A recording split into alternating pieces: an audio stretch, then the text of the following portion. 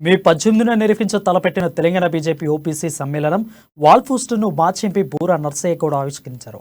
నాగల్లోని శుభం కన్వెన్షన్ హాల్లో 10,000 మంది ప్రతినిధులతో ఈ సమ్మేళనం నిర్వహిస్తున్నామని ఈ సందర్భంగా ఆయన వెల్లడించారు.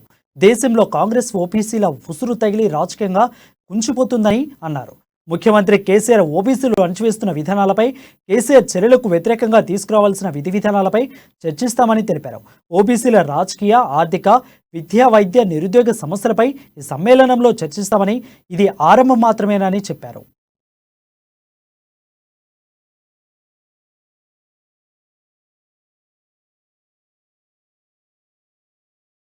తెలంగాణ రాష్ట్రంలో బీసీ గోస, బీజేపీ భరోసా.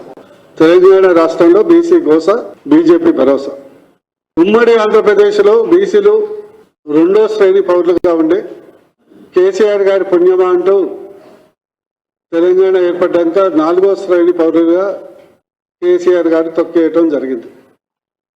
ఈరోజు ఈ సమ్మేళనం ద్వారా బీసీల పట్ల కేసీఆర్ గారు ఏదైతే దమనకాండ జరుపుతున్నారో, అష్ట దిగ్బంధం జరుపుతున్నారో, రాజకీయంగా, ఆర్థికంగా, విద్యాపరంగా, ఉద్యోగపరంగా, సామాజికంగా, వృత్తి